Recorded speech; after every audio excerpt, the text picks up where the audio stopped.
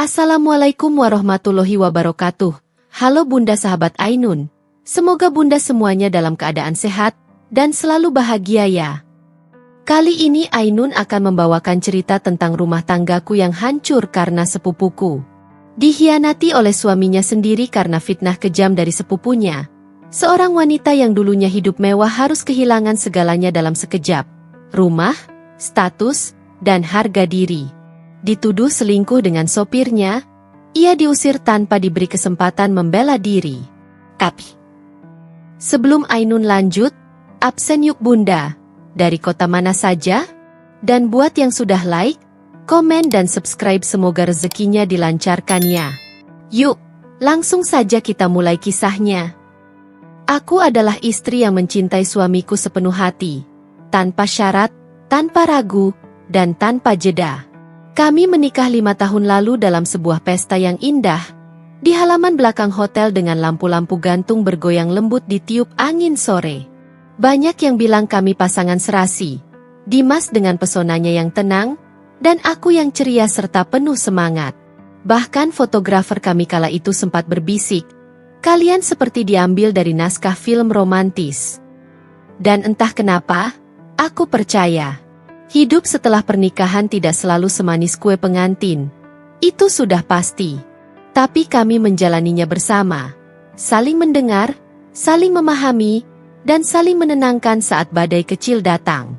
Itu sebabnya, rumah kami kini bukan hanya tempat tinggal, tapi rumah dalam arti sesungguhnya, tempat pulang yang penuh kasih dan kehangatan.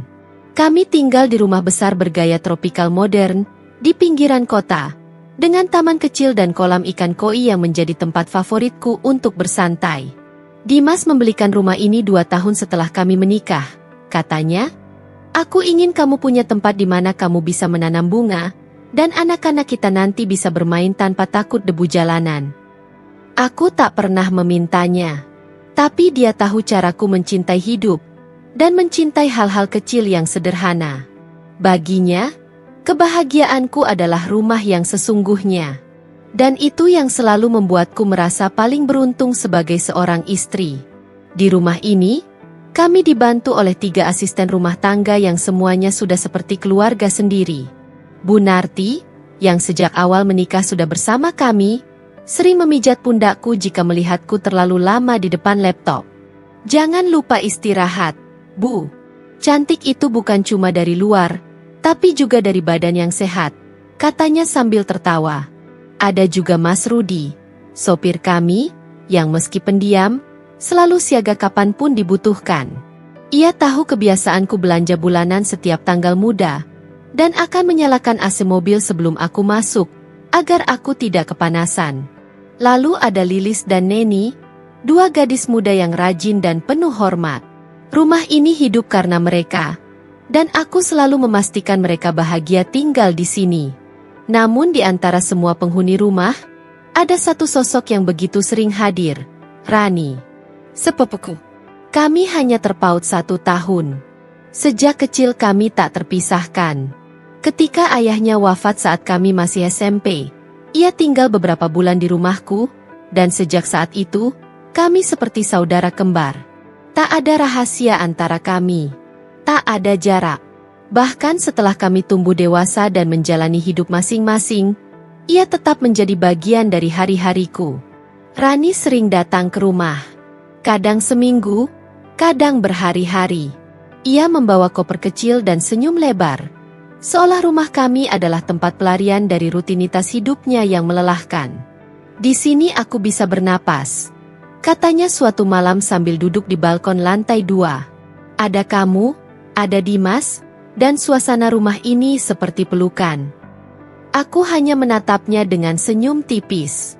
Rani adalah saudara yang kusayangi sepenuh hati. Ia bisa masuk ke kamarku kapan saja, meminjam baju-bajuku, memakai makeupku tanpa izin, bahkan mencicipi lauk di dapur sebelum aku mencobanya. Dimas pun dekat dengannya. Kadang mereka duduk bersama di ruang tamu, menonton film sambil tertawa. Aku tak pernah merasa terganggu. Sebaliknya, aku bahagia melihat orang-orang yang kucintai bisa akrab satu sama lain. Dia cocok jadi adik ipar, ya? Seloroh Bunarti suatu pagi saat kami sedang memasak sarapan. Aku tertawa, dia cocok jadi adikku. Udah dari dulu begitu. Sungguh, tak pernah sekalipun aku menyimpan prasangka. Aku terlalu sibuk menikmati kebahagiaan kecil setiap hari, membuat sarapan untuk Dimas, menyiapkan pakaiannya, mendekor meja makan dengan bunga segar, atau sekadar duduk berdampingan sambil membahas rencana masa depan kami. Kami punya mimpi-mimpi besar, membangun yayasan pendidikan, punya anak kembar, keliling dunia sebelum usia 40. Semua itu terasa mungkin, terasa dekat, karena kami menjalani semuanya bersama. Aku ingat satu sore yang sangat menenangkan. Hujan turun ringan, membasahi kaca jendela. Di dalam rumah, aroma sup jagung menguar dari dapur. Aku dan Dimas duduk di ruang baca, masing-masing dengan buku di tangan. Tak banyak bicara, hanya ada keheningan nyaman. Rani melintas, membawa secangkir coklat panas untukku. Ia menyelimutiku dari belakang dan berkata, "Aku iri sama kamu." "Iri kenapa?" tanyaku sambil tertawa. "Iri karena kamu punya rumah sehangat ini, dan laki-laki sebaik Dimas." Aku tersenyum dan menepuk tangannya. "Suatu hari nanti kamu juga akan punya yang seperti ini." Ia hanya diam, lalu melangkah pergi dengan wajah yang sulit kutafsirkan. Tapi aku tak menganggapnya aneh. Aku berpikir ia hanya sedang lelah. Aku terlalu percaya padanya, terlalu yakin bahwa tak akan pernah ada pengkhianatan dari darah dagingku sendiri. Dan mungkin disitulah aku salah. Karena seringkali, kebahagiaan yang tampak sempurna itu bukanlah kenyataan yang utuh, melainkan bayangan tipis dari sesuatu yang pelan-pelan retak di dalamnya. Tapi saat itu, aku belum tahu. Aku masih tertawa setiap pagi, mencium suamiku setiap malam, dan menganggap semua baik-baik saja. Aku belum tahu bahwa satu persatu, serpihan kepercayaan akan jatuh. Tanpa suara, tanpa peringatan, dan dari orang yang paling kuberi tempat di hatiku. Malam itu, langit terasa lebih gelap dari biasanya. Angin berembus pelan, menembus sela-sela jendela ruang tengah, membawa hawa dingin yang menusuk. Aku baru saja selesai menyusun laundry bersih di kamar ketika suara deru mobil memasuki garasi. Dimas pulang. Tapi tidak seperti biasanya. Langkahnya cepat dan berat, pintu utama dibanting hingga membuat kaca jendela bergetar. Aku bergegas keluar dari kamar dengan wajah bingung. "Mas?" Dia tidak menjawab. Hanya matanya yang menatapku tajam, penuh kemarahan dan jijik. Dimas melemparkan ponselnya ke sofa. Napasnya memburu. "Lihat ini," bentaknya. Aku mendekat dengan ragu, meraih ponselnya yang masih menampilkan sebuah galeri foto. Di layar, ada beberapa gambar buram. Di salah satu foto, terlihat seorang perempuan dari belakang, berbaju mirip punyaku, berdiri terlalu dekat dengan Mas Rudi, sopir kami. Ada satu foto yang lebih menyakitkan. Tangan perempuan itu menyentuh lengan Mas Rudi di tempat parkir belakang rumah. Aku tercekat. Itu bukan aku. Baju itu memang mirip milikku. Bahkan gaya rambutnya sekilas terlihat seperti kepunyaanku.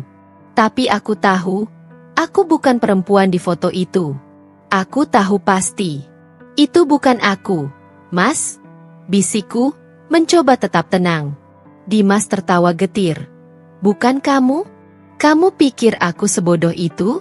Aku lihat sendiri kamu masuk ke mobil bersamanya malam itu, padahal kamu bilang mau ke salon." Aku terdiam. Aku ingat malam yang dimaksud. Aku memang ke salon, tapi dijemput Mas Rudi karena waktu itu hujan deras dan aku takut naik ojek online. Kami hanya sempat bicara sebentar di teras sebelum aku masuk ke dalam. Tidak ada hal aneh. Tidak ada sentuhan. Tidak ada kesalahan. "Mas, tolong dengar aku." "Cukup," suaranya menggema, menutup semua pintu penjelasan yang ingin kubuka. "Aku nggak sangka kamu serendah ini. Sama sopir, ya? Di rumah ini? Di rumah kita?" Aku menggeleng berkali-kali, suaraku bergetar. "Mas, Demi Allah itu bukan aku. Tapi Dimas sudah tak bisa lagi membedakan cinta dan kebencian. Matanya memerah. Ia melangkah pergi ke ruang kerja dan menguncinya dari dalam, meninggalkanku berdiri di tengah rumah dengan dada sesak dan mata berkaca-kaca. Malam itu aku tak bisa tidur. Mataku menatap langit-langit kamar, tetapi pikiranku berkelana entah kemana. Apa yang baru saja terjadi? Siapa yang mengambil foto-foto itu? Dan kenapa? Siapa yang begitu tega merusak rumah tanggaku hanya dengan potret buram dan kebohongan? Pagi harinya, Dimas sudah pergi saat aku bangun. Tidak ada sarapan. Tidak ada ciuman kening. Tidak ada ucapan, jaga diri, seperti biasa. Yang ada hanya ruang makan yang dingin dan sunyi, serta tatapan penuh tanya dari Bu Narti dan Lilis yang tampak canggung melihat mataku yang sembab. Aku mencoba tetap tegar, berjalan seperti biasa, menyiram bunga, memeriksa persediaan dapur. Tapi semuanya terasa hambar. Seperti hidupku telah diludahi dan dihancurkan oleh sesuatu yang bahkan tidak ku mengerti. Hari itu aku memanggil Mas Rudi ke ruang tamu. Ia datang dengan wajah cemas. Ada yang motret kamu malam itu? Waktu jemput aku di salon. Kamu lihat siapa? Tanyaku pelan. Mas Rudi menggeleng cepat. Tidak, Bu. Saya cuma tunggu di mobil, terus ibu datang. Kita langsung pulang. Saya sumpah nggak ngerti ini semua kenapa. Matanya jujur. Tangannya gemetar saat menggenggam topi sopirnya. Aku percaya padanya. Dia sudah bekerja sejak awal kami pindah ke rumah ini. Dia bukan orang sembarangan. Tapi keyakinanku tidak cukup untuk mematahkan fitnah yang telah menyebar di kepala suamiku. Malam-malam berikutnya terasa asing. Kami tak lagi makan malam bersama. Dimas lebih banyak menghabiskan waktu di ruang kerja atau pergi sampai larut. Kalaupun bicara, nadanya dingin dan pendek. Rumah ini yang dulunya penuh cinta, kini terasa seperti penjara dengan jeruji tak kasat mata. Dan saat itulah aku mulai merasa ada sesuatu yang tidak beres. Seseorang sedang memainkan tali rumah tanggaku seperti wayang. Dan aku mulai mencurigai satu nama. Rani. Beberapa hari terakhir dia tidak muncul. Padahal biasanya dia akan menelepon minimal 2 hari sekali. Bertanya apakah aku sempat membuat puding kesukaannya atau membawakan sabun cuci muka yang dia titip. Tapi sekarang, tak ada kabar. Tak ada pesan. Lalu aku teringat sesuatu. Seminggu sebelum semua ini terjadi, aku sempat masuk ke kamarku lebih awal dan melihat Rani di depan cermin, mengenakan bajuku. Baju yang sangat mirip dengan yang dipakai perempuan di foto itu. Pakai baju kamu boleh, kan? Katanya waktu itu sambil bercermin dan terkekeh. Aku hanya menjawab sambil lalu. Ambil aja. Lemariku lemarimu juga. Aku tidak pernah menduga kepercayaan itu akan dipakai untuk menancapkan pisau ke punggungku sendiri. Dan hari itu, untuk pertama kalinya, aku duduk di kamar, menggenggam foto-foto fitnah yang kini kurasa, bukan sekadar kesalahan pandang. Ini bukan hanya kebetulan. Ini rencana. Dan aku mulai sadar, rumah tangga kami sedang diadu domba oleh seseorang yang seharusnya menjadi keluargaku sendiri. Tak sampai seminggu kemudian, semua yang kupluk selama ini hancur seperti debu. Pagi itu, langit tampak cerah, burung-burung tetap bernyanyi seperti biasa, dan aroma seduhan teh melati dari dapur sempat membuatku merasa sejenak semuanya akan baik-baik saja. Tapi ternyata, alam tidak bisa memberi pertanda bahwa hidup seseorang akan diluluhlantakkan dalam hitungan menit. Dimas pulang lebih pagi dari biasanya, mengenakan kemeja putih yang biasanya ia kenakan saat rapat penting. Wajahnya tegas, tanpa sedikit pun emosi. Tidak ada senyum. Tidak ada sisa kelembutan yang pernah begitu kupuja dari dirinya. Aku mau bicara, katanya datar, tanpa melihat wajahku. Aku mengangguk pelan, mencoba menenangkan dadaku yang tiba-tiba berdetak terlalu cepat.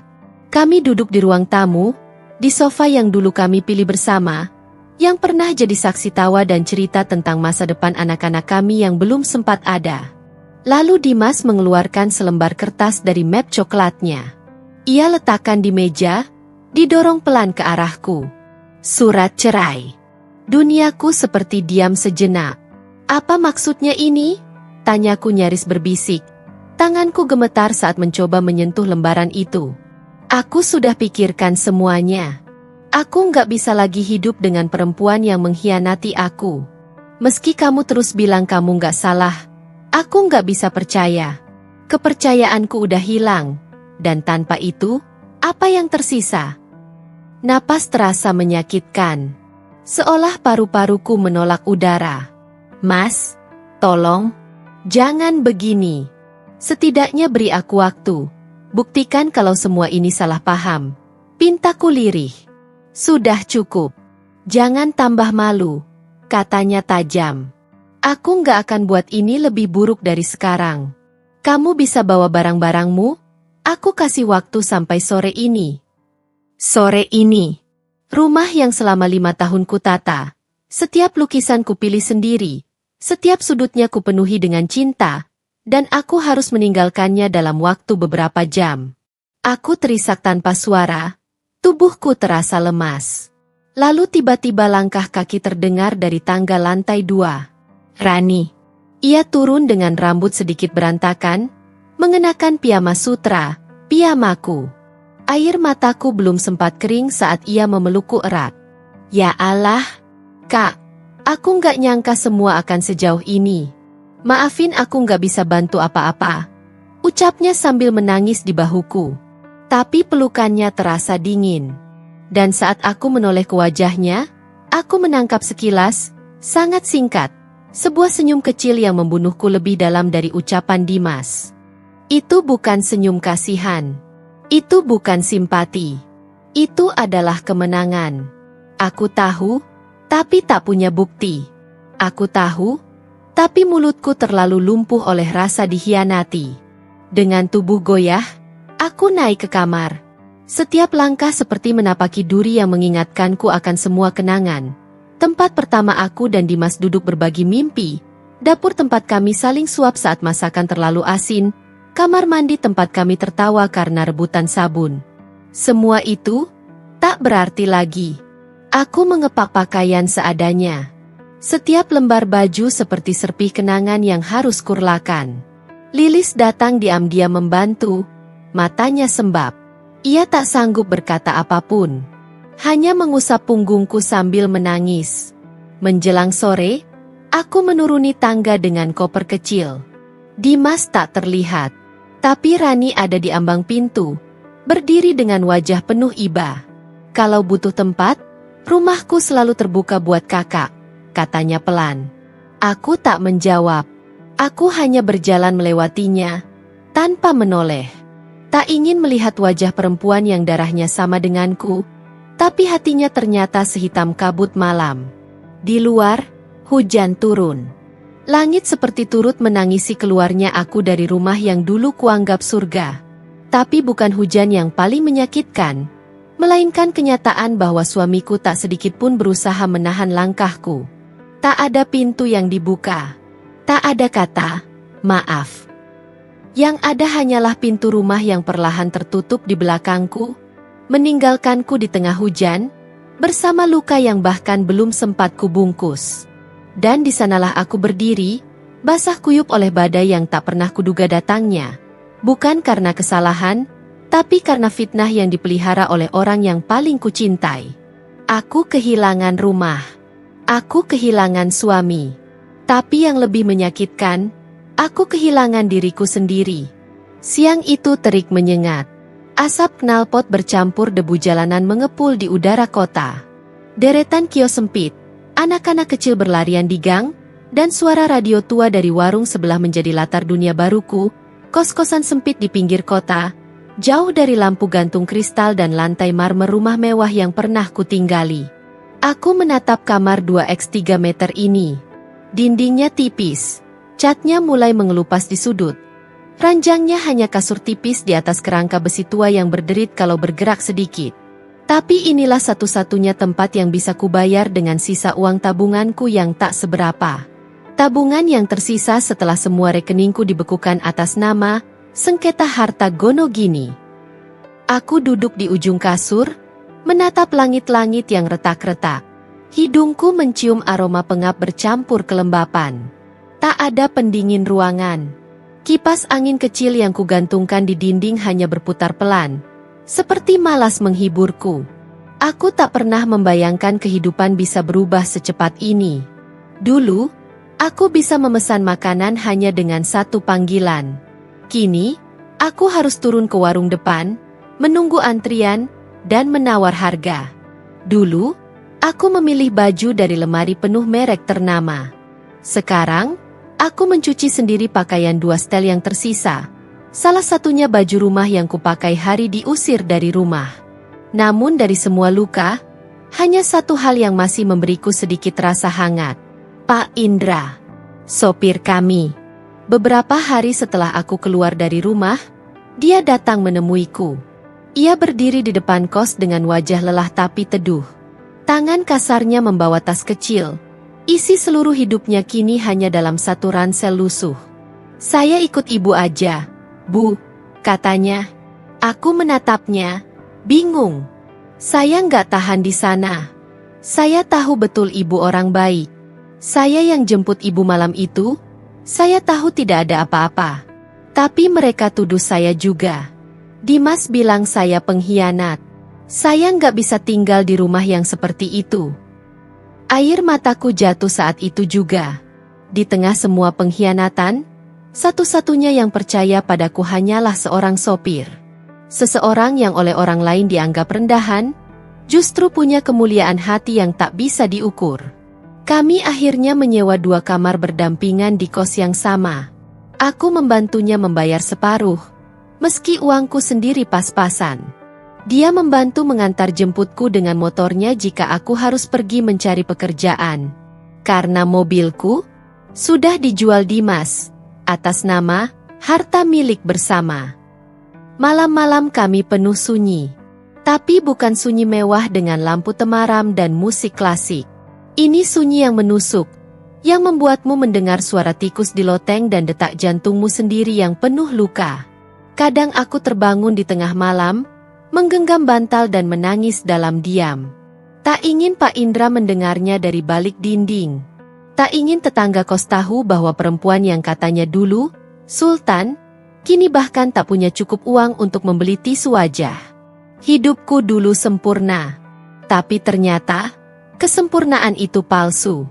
Dibangun di atas pondasi rapuh yang gampang sekali runtuhannya karena fitnah satu orang. Aku mulai mencatat pengeluaran harian, menakar harga beras, menyisihkan uang untuk sabun dan pembalut. Aku mulai belajar bagaimana rasanya dihina di pasar karena tak diberi harga, orang kaya, seperti dulu. Pedih memang.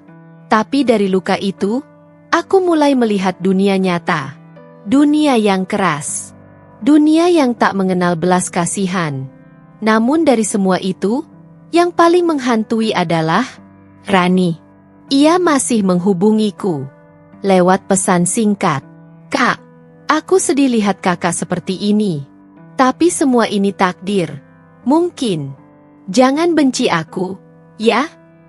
Aku hanya menatap pesan itu sambil gemetar. Tanganku hampir membalas, hampir menumpahkan semua amarah. Tapi tak kulakukan. Karena aku tahu, bukan itu caraku bangkit. Aku memilih diam. Tapi aku bersumpah, diamku bukan berarti kalah. Di kamar kos kecil ini, aku mulai menyusun ulang puing-puing hidupku. Aku mulai menulis. Mencatat setiap kejadian, setiap kalimat hinaan Dimas, setiap tatapan licik Rani, setiap kebaikan Pak Indra. Aku tidak tahu apa yang akan kulakukan dengan catatan itu. Tapi setidaknya, aku punya bukti. Aku punya suara. Aku masih punya diriku sendiri. Dan aku tahu, ini baru permulaan. Suatu hari nanti, dari kamar sempit ini, aku akan berdiri lagi.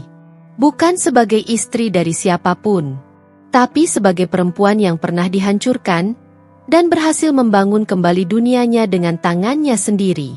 Hati ini seperti terus diuji. Seolah belum cukup luka yang tertoreh, kini kenyataan baru kembali menamparku, tajam, dingin, dan tanpa peringatan. Hari itu, aku bertemu dengan Intan, teman lamaku yang dulu sering berkunjung ke rumah. Kami bertemu secara tak sengaja di pasar tradisional saat aku sedang belanja sayur. Wajahnya semula kaget melihat keadaanku, tapi senyumnya masih hangat. Kami duduk di warung kecil setelah itu, sekadar bertukar kabar dan cerita ringan. Sampai akhirnya, kalimatnya yang tak kusangka meluncur begitu saja dari mulutnya. Aku lihat Rani, loh, beberapa kali bareng Mas Dimas. Sering makan di restoran Ganesha. Tempat favorit kalian dulu, ya? Aku diam. Tanganku yang memegang gelas teh jadi gemetar pelan. Mungkin, kebetulan, suaraku lirih, lebih kebicara pada diriku sendiri. Tapi kalau kebetulan, masa sampai 3 kali? Dan, kemarin aku lihat mereka masuk bareng ke salon langganan aku. Rani gandeng tangan Mas Dimas. Kayak, ya kamu tahulah. Bukan kayak sepupu. Nafasku tercekat. Ada dentuman di dadaku yang tak bisa kujelaskan. Rasa sesak, marah, jijik, dan hancur berbaur jadi satu. Restoran Ganesha. Dulu tempat Dimas melamarku. Tempat kami merayakan ulang tahun pertama pernikahan. Tempat aku pernah menangis karena terlalu bahagia saat tahu aku hamil. Meski akhirnya kandungan itu gugur. Dan sekarang, Rani yang duduk di sana, menggantikan posisiku, mengisi ruang yang dulu penuh cintaku. Setelah berpisah dengan Intan, aku pulang dengan langkah berat. Sepanjang perjalanan, pikiranku melayang-layang. Bukan hanya karena mereka bersama, tapi karena potongan-potongan ingatan mulai menyatu seperti puzzle. Petunjuk-petunjuk kecil yang dulu kupikir tak penting. Rani yang sering tertawa berlebihan saat Dimas bercanda. Rani yang tiba-tiba muncul di ruang kerja Dimas dengan dalih mencari charger. Rani yang pernah bilang, kakak beruntung banget dapat suami kayak Mas Dimas.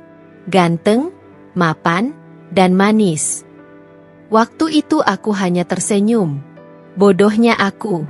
Sesampainya di kamar kos, aku rebah di kasur tipis itu. Menatap langit-langit yang retak seperti hatiku. Tak ada tempat untuk menangis dengan nyaman. Tapi aku tetap menangis, diam-diam, seperti anak kecil yang baru saja kehilangan mainan kesayangannya. Padahal ini jauh lebih dalam dari sekadar kehilangan. Malam itu aku tak bisa tidur. Kupandangi layar ponsel, kubuka akun media sosial lamaku, yang sudah lama tak kugunakan sejak semua tragedi itu. Akunku masih aktif. Dan di sanalah, rasa sakit itu bertambah. Rani memposting foto. Dia dan Dimas, berdiri berdampingan, tersenyum. Captionnya, support system terbaik. Kadang, kita menemukan cahaya justru setelah gelap yang panjang. Cahaya? Setelah merampas milikku? Setelah menghancurkan hidupku? Jari-jari tanganku gemetar. Aku ingin membalas. Aku ingin menuliskan semua kebusukan yang ku tahu. Tapi aku tahu, ini bukan waktunya. Aku harus menahan amarahku. Karena saat aku meledak dalam emosi, mereka akan menang 2 kali. Menghancurkan hidupku dan merusak citraku. Namun malam itu, aku bersumpah satu hal dalam hati. Aku akan cari kebenarannya. Bukan untuk kembali ke masa lalu. Tapi untuk menyingkap topeng yang mereka pakai dengan begitu licin. Aku akan gali bukti. Aku akan tahu semua rekayasa Rani. Dan ketika saatnya tiba, aku akan berdiri di depan mereka, bukan sebagai korban, tapi sebagai perempuan yang mereka kira sudah hancur, padahal sedang bersiap untuk menuntut keadilan. Dunia memang hancur di hadapanku, tapi luka tidak membuatku buta. Sejak kabar kedekatan Rani dan Dimas merebak, aku tahu, ini bukan sekadar pengkhianatan biasa. Ada sesuatu yang lebih dari sekadar cinta segitiga. Ada rencana. Ada kelicikan yang dipelihara diam-diam, dibungkus dalam senyum manis dan pelukan saudara. Malam itu, Pak Indra datang dengan wajah yang lebih serius dari biasanya. Kami duduk berhadapan di kamar kos, di antara aroma kopi sachet dan suara dari TV kecil milik tetangga yang masih menyala di balik dinding. "Ibu," katanya pelan, "saya rasa saya menemukan sesuatu." Ia mengeluarkan laptop tua dari tas ranselnya. Layarnya bergetar sebentar sebelum menyala, menampilkan folder yang diberi nama Bukti Rani. Aku menatapnya dengan kening berkerut. Saya punya kenalan mantan anak IT yang kerja serabutan. Saya minta tolong dia lacak asal-usul foto-foto yang dijadikan alat tuduhan itu, dan ia menghela napas panjang. Ternyata semua foto itu hasil rekayasa. Diedit. Bahkan wajah ibu ditempel ke tubuh perempuan lain pakai teknologi semacam eye dan face swab. Hasilnya memang halus, tapi masih bisa dilacak kalau kita tahu caranya. Tanganku gemetar. Aku pegang pinggiran meja agar tidak roboh karena lemas. Dan, siapa yang mengeditnya? Siapa yang mengirim ke Mas Dimas? Pak Indra membuka satu file teks. Ini log dari akun email anonim yang kirim foto-foto itu ke Mas Dimas. Kami lacak IP address-nya. Awalnya menggunakan VPN, tapi dia beberapa kali lupa menyalakan proteksi saat mengakses akun itu dari jaringan Wi-Fi. Ia menoleh padaku, perlahan. IP-nya mengarah ke rumah besar itu, dan tepatnya ke laptop milik Rani. Dunia seperti berhenti berputar. Rani, sepupuku, yang sejak kecil tumbuh bersamaku, yang kubagi tempat tidur saat kami masih bermain boneka, yang kucintai seperti saudara kandung. Aku membekap mulut sendiri agar tidak berteriak. Kenapa? Kenapa dia lakukan itu ke aku? Pak Indra menatapku lama.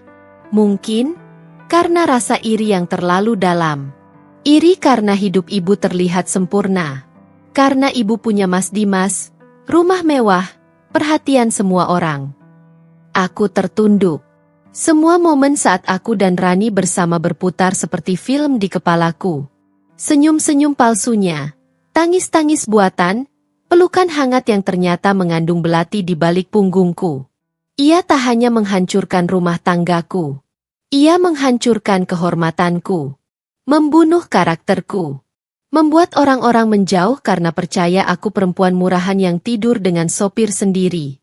Tangisku pecah malam itu, dan kali ini aku tak peduli apakah tetangga mendengar. Pak Indra mendekat, menyerahkan sebuah flash disk kecil. Semua data ini saya simpan di sini, Bu. Ada screenshot, IP log, metadata gambar, bahkan bukti percakapan email anonim itu. Kalau Ibu siap, kita bisa pakai ini ke pengacara. Aku menggenggam flash disk itu seperti menggenggam harapan baru. Selama ini, aku merasa tak berdaya, hanya bisa menangis dalam diam. Tapi malam ini, rasa marahku tidak lagi terasa menggerogoti. Justru memberiku tenaga. Aku gak akan diam, Pak.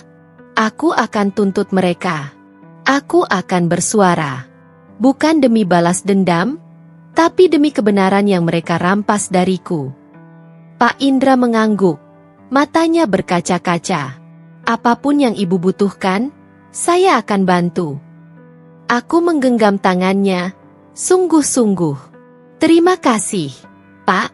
Bapak satu-satunya orang yang percaya aku sejak awal. Aku gak akan pernah lupakan ini. Malam itu, aku tidur tanpa air mata. Untuk pertama kalinya sejak kehancuran itu datang, aku memejamkan mata bukan karena lelah menangis, tapi karena aku tahu, aku akan bangkit. Dan ketika pagi datang, aku akan mulai langkah baruku. Dengan bukti di tangan, aku bukan lagi korban. Aku adalah saksi. Dan aku akan menjadi penuntut dari keadilan yang selama ini dikubur dalam fitnah. Langit sore itu berwarna kelabu, seperti hatiku. Aku berdiri di depan gerbang rumah yang dulu kusebut rumahku, tangan gemetar memegang sebuah map berisi bukti. Jantungku berdetak begitu keras, seolah tahu luka lama akan kembali terbuka. Tapi kali ini, aku tak datang sebagai istri yang merintih. Aku datang sebagai perempuan yang membawa kebenaran. Bel rumahku tekan, dan tak lama, Pintu depan terbuka. Dimas muncul dengan wajah tak sabar. Alisnya terangkat, lalu turun tajam saat melihatku. "Kau ngapain kesini?" Suaranya datar. Tak ada sedikit pun rasa hormat yang dulu kerap dia tunjukkan. Aku menatapnya penuh luka, namun tetap menahan air mata. "Aku cuma mau bicara. 5 menit saja. Aku bawa bukti soal foto-foto itu, soal tuduhanmu ke aku." Ia melipat tangan di dada, masih berdiri di ambang pintu. Tidak mempersilakanku masuk. Tidak ada kursi. Tidak ada sopan santun. Aku seperti orang asing yang mengetuk pintu kantor pos. "Sudah terlambat.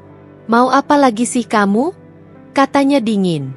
"Kalau kamu mau membersihkan nama kamu di hadapan orang-orang, ya silakan.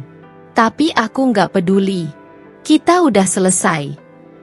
Aku menarik napas dalam-dalam, lalu mengeluarkan flash disk dan map berisi tangkapan layar, hasil forensik gambar, log email, hingga bukti IP address laptop Rani.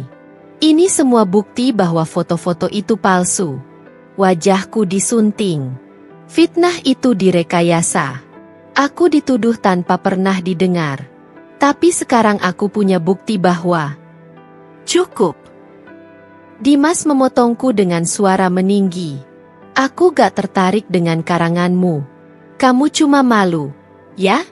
Tak tahan dicap perempuan murahan. Jadi kamu buat cerita ini? Bikin drama?" Lidahku keluh. Dunia seakan runtuh sekali lagi di depan mataku. Bagaimana bisa? Bahkan dengan bukti di tangan, ia tetap menolakku? Sumpah, Dim, ini bukan karangan. Ini kenyataan. Aku gak akan datang kalau cuma buat drama. Aku datang karena aku masih punya harga diri. Udah cukup main sandiwara. Aku gak sebodoh itu. Kamu datang-datang bawa flash disk, bawa kertas-kertas ini, hanya buat nyelametin muka kamu di hadapan orang. Lalu, dari balik pintu, muncullah Rani. Dengan baju tidur mahal yang dulu pernah kubelikan sebagai hadiah ulang tahunnya. Rambutnya disanggul santai, bibirnya merah tipis, dan di matanya ada kemenangan. Ia menyandarkan tubuh di kusen pintu dengan senyum yang sangat kukenal. Senyum palsu dengan racun di baliknya. "Oh, kakak datang," katanya manis. "Mas, jangan terlalu emosi. Mungkin kakak cuma ingin bicara baik-baik." Aku menatapnya, mencoba menahan gemuruh amarah. Tapi tatapan kami bertaut, dan saat itu, aku sadar. Dia tahu aku tahu. Dan senyum itu, senyum yang dulu kupikir hangat, sekarang terlihat seperti topeng iblis.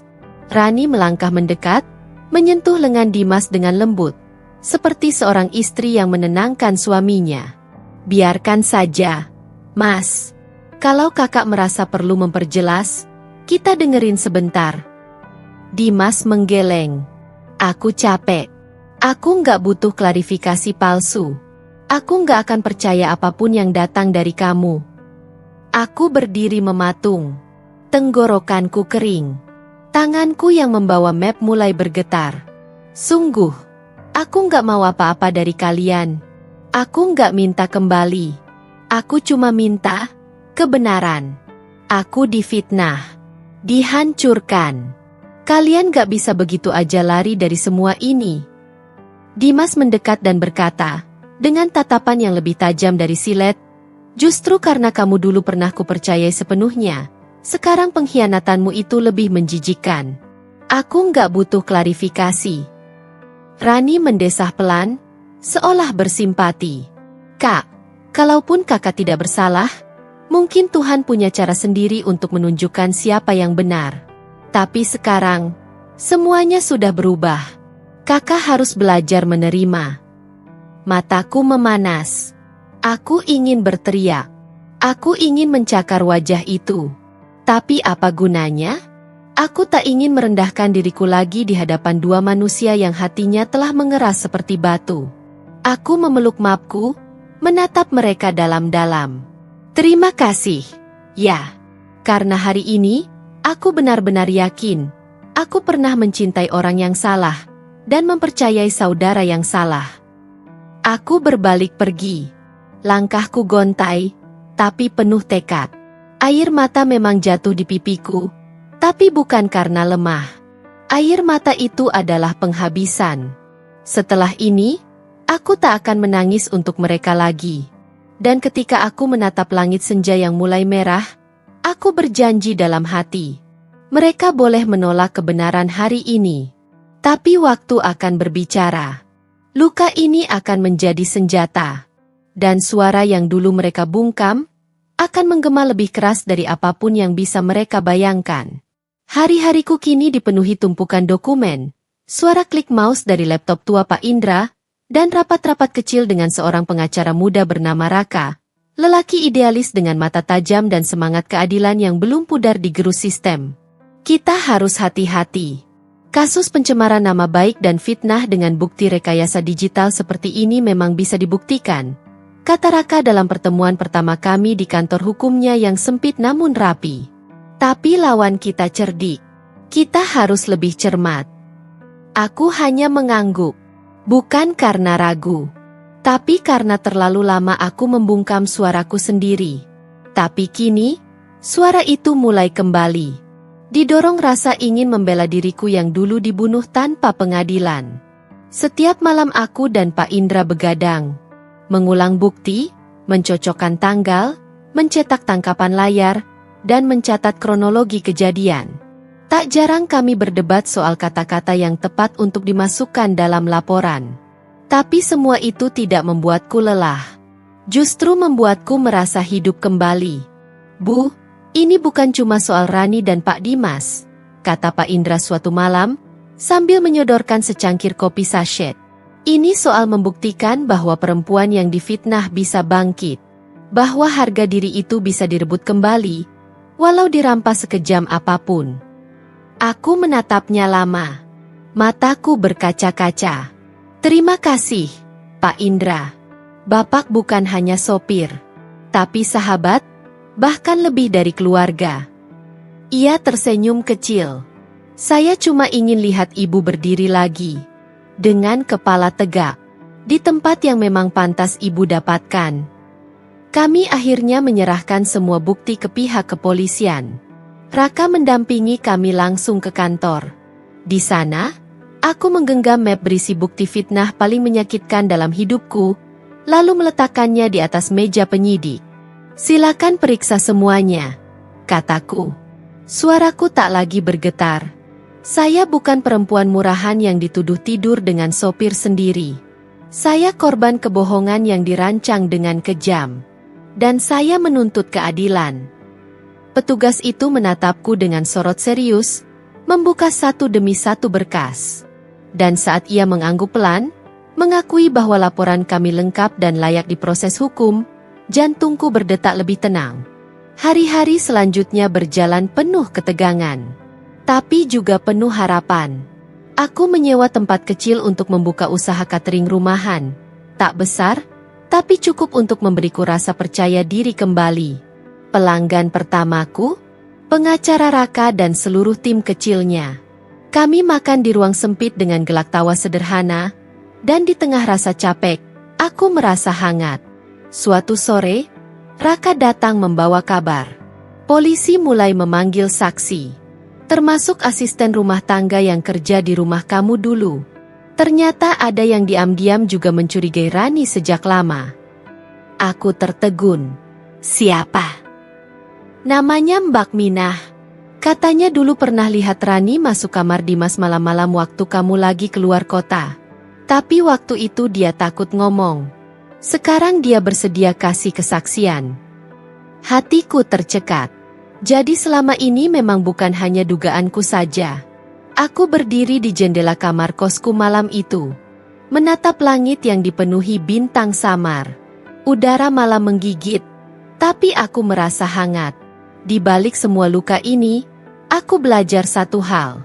Keadilan memang tak datang cepat. Tapi ia tak pernah tidur. Seperti matahari yang tak pernah benar-benar padam, ia hanya bersembunyi untuk sesaat. Lalu kembali bersinar di waktunya. Dan aku percaya, waktuku akan datang. Bukan untuk balas dendam, tapi untuk menyembuhkan. Karena aku tak ingin menang dengan kebencian. Aku ingin menang dengan kebenaran. Rani datang ke kantor polisi dengan penampilan seperti biasa. Rapi, anggun, penuh percaya diri. Lipstiknya merah muda pucat, bajunya pas badan dan sepatu hak tingginya berbunyi keras saat melangkah. Ia masuk ruang penyidik dengan kepala tegak, tak tampak sedikit pun gentar. Tapi aku tahu, jam berdetak untuknya. Dan waktunya telah tiba. Dari balik ruang kaca satu arah, aku dan pengacaraku, Raka, bersama penyidik, memperhatikan proses interogasi. Wajah Rani terlihat tenang di awal. Ia menyangkal semua tuduhan. Itu bukan saya. Saya nggak tahu soal foto-foto itu. Kalau laptop saya dipakai, mungkin ada yang iseng atau hack. Saya nggak ngerti teknologi. Namun penyidik tak membuang waktu. Satu persatu bukti diletakkan di depannya. Hasil forensik digital yang membuktikan foto direkayasa dari perangkatnya, IP address dari email anonim yang mengirimkan foto-foto itu ke Dimas, hingga rekaman pernyataan Bakminah yang menyaksikannya keluar dari kamar Dimas tengah malam, saat aku tak ada di rumah. Pundak Rani mulai turun. Senyum tipis di bibirnya mulai pudar. Saudari Rani, kami sudah cukup sabar. Kami ingin mendengar versi jujur dari Anda. Sekali ini saja. Katakan kebenaran, ucap penyidik tegas. Rani tertunduk. Matanya mulai berkaca-kaca. Bibirnya bergetar menahan sesuatu yang selama ini ia kubur. Lalu, topeng itu pun runtuh. Saya cuma ingin bahagia. Suaranya lirih. Dari kecil, semua orang selalu membandingkan saya dengan dia. Dengan kakak sepupu saya. Dia cantik, pintar, disukai keluarga, punya rumah besar, punya suami hebat. Sedangkan saya cuma Rani yang tidak dianggap. Tangisnya pecah. Tapi bukan tangis penyesalan. Tangis yang meledak karena rasa benci yang sudah terlalu lama ia pendam. Saya mencintai Dimas sejak dulu. Bahkan sebelum mereka menikah. Tapi dia nggak pernah lihat saya. Dia cuma lihat dia. Dia yang sempurna. Dia yang semua orang banggakan. Saya lelah jadi bayang-bayang. Rani memandang penyidik dengan mata merah. Waktu saya lihat rumah tangga mereka bahagia, saya merasa, saya kalah. Dan saya tahu satu-satunya cara untuk menang, adalah menghancurkan dia. Jadi saya buat semuanya tampak nyata. Saya edit foto, saya kirim pakai akun palsu. Saya tahu Dimas akan percaya. Karena dia sudah lama ragu pada istrinya. Dan saya manfaatkan itu. Tangannya menggenggam lututnya kuat-kuat. Bahunya gemetar. Saya nggak nyangka, saya akan sampai sejauh ini. Di ruang pengamatan, aku tak tahu harus merasa apa. Hatiku perih mendengar pengakuannya. Tapi juga anehnya lega. Karena akhirnya, kebenaran terucap dengan sendirinya. Raka menatapku.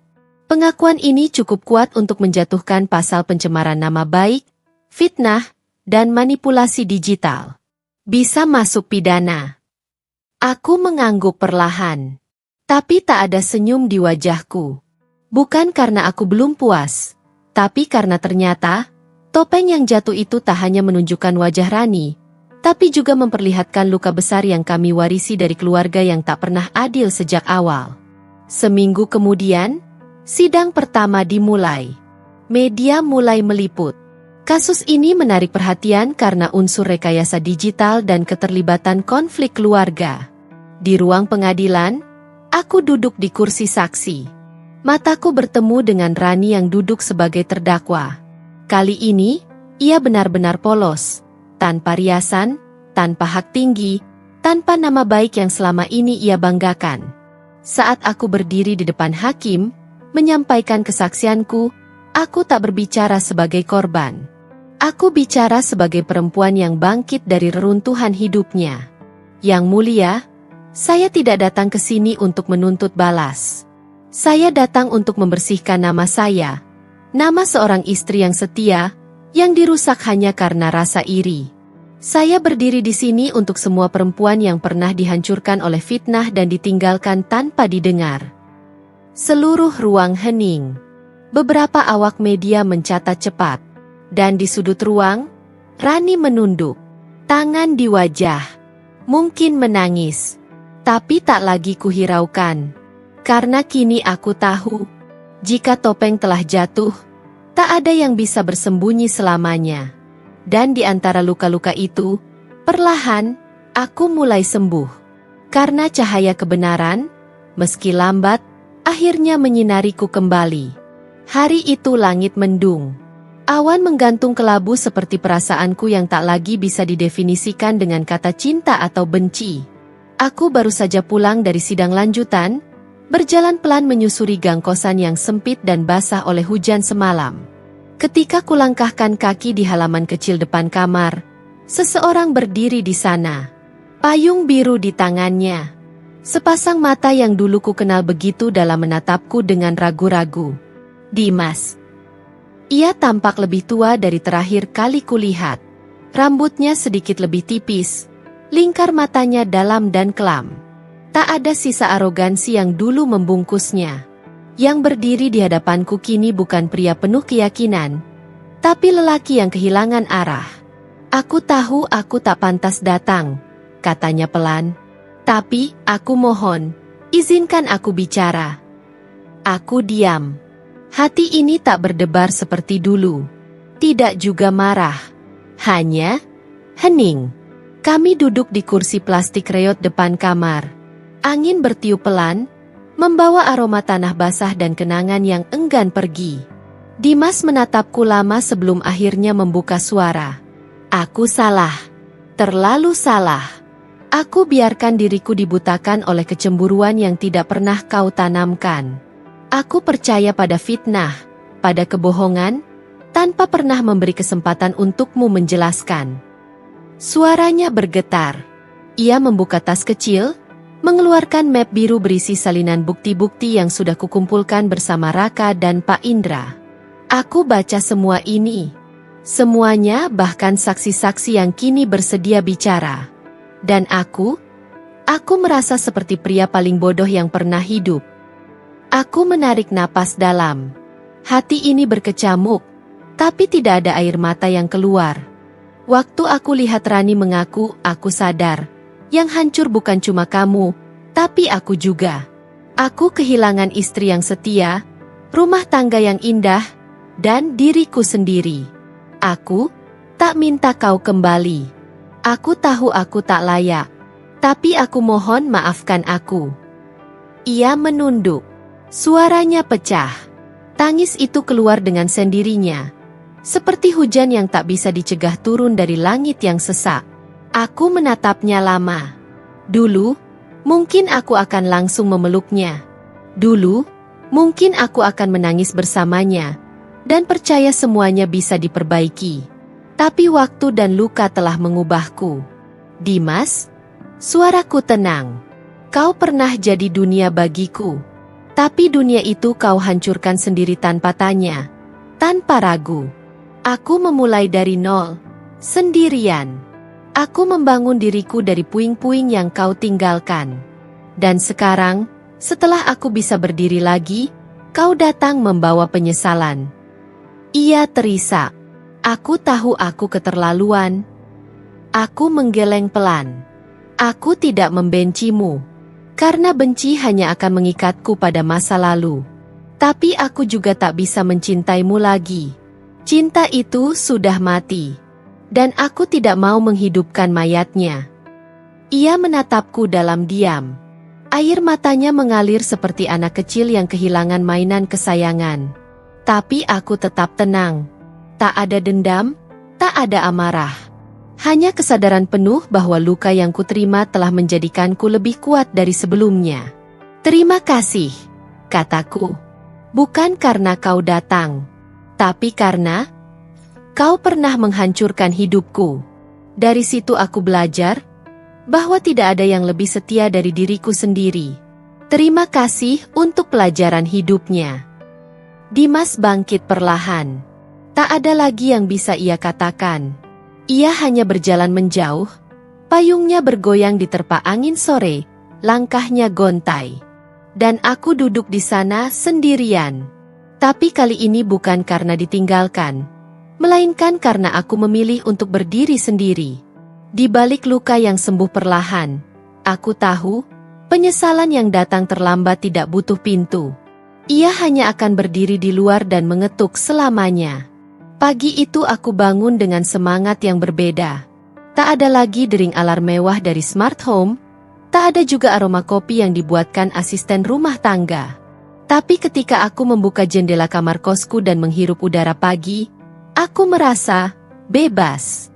Pak Indra sudah menungguku di depan, di atas motor bebek tuanya yang kini dimodifikasi jadi kendaraan pengantar. Di keranjang belakangnya, ada 2 kotak besar berisi pesanan pelanggan. Frozen food buatan kami sendiri, nugget ayam homemade, risoles isi keju dan sayur, sampai pastel tuna yang belakangan jadi andalan. Pagi, Bu. Siap jemput rezeki? Sapa Pak Indra dengan senyum cerahnya. Aku terkekeh kecil. Kita bukan bos dan sopir lagi, Pak. Sekarang kita partner. Jangan manggil, Bu, segala. Tapi ia tetap bersikeras. Tetap harus hormat. Kalau bukan karena ibu, saya mungkin masih mutar-mutar cari kerja. Tapi sekarang saya ikut punya harapan. Kami berdua berangkat ke dapur produksi kecil yang kami sewa dari sisa tabunganku. Dulu, tempat itu adalah garasi rumah warga yang tidak dipakai. Kini, dengan cat dinding warna krem dan rak-rak stainless steel, tempat itu berubah menjadi markas kecil bisnis kami. Rasa baru, frozen food rumahan berkualitas.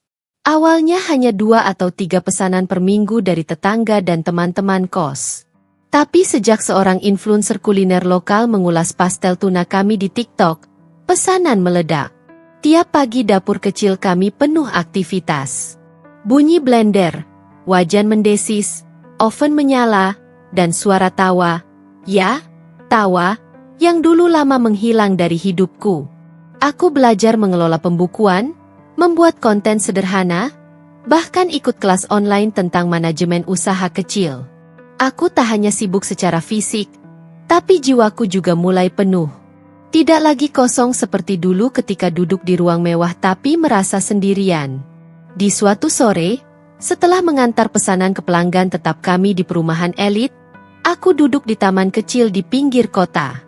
Sambil menikmati kopi sachet dan kue kering sisa produksi, aku membuka galeri ponselku. Foto-foto masa lalu masih ada. Tapi sekarang, aku tak buru-buru menghapusnya. Aku melihatnya dengan hati yang tenang. Foto pernikahan. Foto rumah mewah. Foto saat masih bersama keluarga besar. Semua itu pernah menjadi bagian hidupku.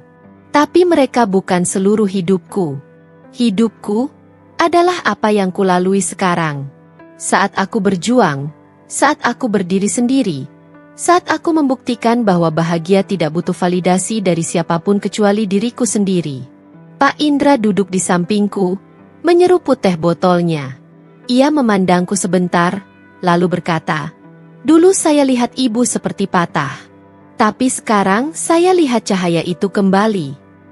Aku menoleh padanya. "Cahaya yang mana, Pak?" Ia tersenyum. "Cahaya yang bikin orang lain betah berada di dekat ibu. Cahaya dari orang yang tahu sakit, tapi memilih sembuh tanpa dendam." Aku tertawa pelan, menahan air mata yang hampir tumpah. Bukan karena sedih, tapi karena akhirnya aku bisa bangga pada diriku sendiri. Beberapa bulan kemudian, kami mulai menerima pesanan dari kafe-kafe kecil dan koperasi sekolah. Bahkan, seorang investor lokal tertarik membantu ekspansi. Tapi aku menolak tawaran modal besar. Aku ingin pertumbuhan ini berjalan alami, seperti cara hidupku kini, pelan tapi pasti. Di sudut kecil dapur kami, aku menempelkan papan kayu kecil bertuliskan, "Jangan takut memulai dari bawah. Bunga pun tumbuh dari tanah." Karena aku tahu, hari-hari kelamku tak sia-sia. Mereka yang meninggalkanku, membebaskanku. Mereka yang menjatuhkanku, membuatku belajar berdiri lebih kuat. Dan aku bersyukur, karena kini, aku tak hanya hidup, aku hidup dengan sebenar-benarnya. Lampu sorot menyoroti wajahku. Ruangan itu penuh, tetapi hening. Di hadapanku, puluhan pasang mata memperhatikanku. Beberapa berkaca-kaca, beberapa mengangguk pelan, seolah mengerti luka yang kututurkan. Ini bukan pertama kalinya aku bercerita, tapi inilah pertama kalinya aku merasa benar-benar tuntas. Host talk show itu menatapku hangat.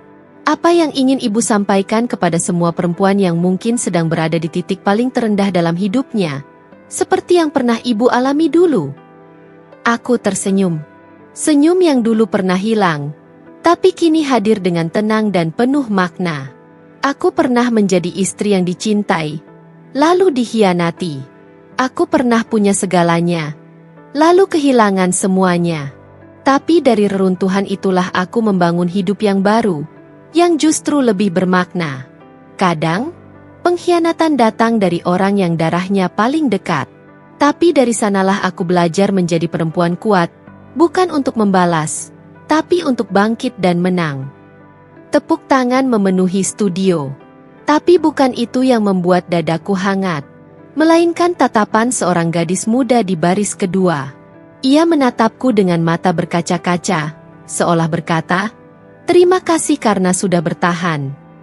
Setelah acara selesai, banyak yang menghampiriku. Mereka bukan hanya ingin berfoto, tapi juga berbagi kisah. Tentang suami yang selingkuh, tentang keluarga yang menjatuhkan, tentang luka yang belum sembuh. Aku mendengarkan. Aku menggenggam tangan mereka satu persatu. Karena aku tahu, terkadang, yang paling dibutuhkan bukan solusi, tapi keyakinan bahwa mereka tidak sendiri. Malamnya, aku pulang ke rumah kecil yang kini terasa paling nyaman di dunia. Di meja makan, ada Pak Indra sedang mengecek pesanan esok hari. Di dapur, dua karyawan baru kami sibuk mengemas pastel dan risoles. Di dinding, terpajang sertifikat halal, foto pertama kali kami ikut bazar, dan satu foto kecil yang paling kusayang. Aku tersenyum sambil menggenggam mixer. Di hari pertama kami memulai dari nol. Ku hampiri jendela. Angin malam berhembus lembut. Di luar, lampu jalanan redup, tapi cukup untuk menerangi. Begitupun hidupku, tak lagi megah, tapi cukup untuk membuatku bersyukur setiap hari. Di ponselku, ada pesan masuk dari nomor yang dulu sangat kukenal. "Maaf, aku melihatmu di TV tadi. Kau terlihat lebih bahagia tanpa aku." Aku membacanya, tapi tak membalas. Tak ada dendam, hanya sudah tak ada ruang untuknya lagi. Karena aku telah sembuh. Dan luka, jika disembuhkan dengan benar, tidak akan menuntut balas. Ia hanya akan mengajarkan kita untuk lebih mencintai diri sendiri. Kini, aku bukan lagi istri dari seseorang. Bukan juga korban dari fitnah. Aku adalah aku, perempuan yang pernah dijatuhkan, tapi memilih bangkit. Perempuan yang hatinya pernah hancur, tapi kini utuh karena disusun kembali dengan cinta dan keberanian. Perempuan yang tak lagi menyesali apa yang hilang, karena tahu Tuhan menggantikannya dengan sesuatu yang lebih baik. Dan jika hari ini kau membaca ini dalam tangis dan kehancuran, dengarlah, kadang kita harus kehilangan semuanya, agar bisa menemukan diri kita yang sebenarnya.